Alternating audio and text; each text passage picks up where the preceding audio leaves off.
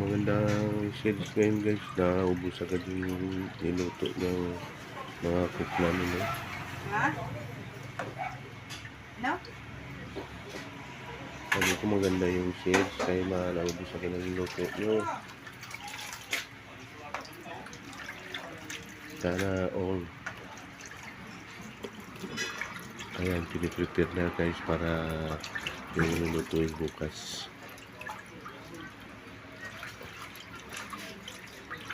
Mahirap pa yung karne ng baboy ngayon guys. Wala pang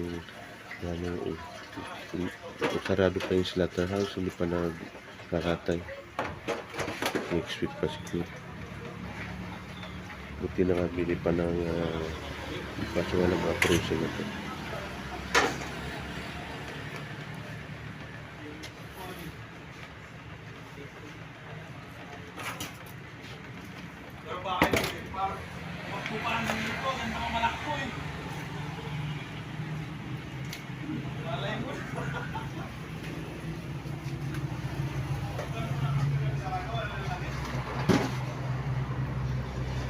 Ayun guys, so magre-renovate ulit kami dito.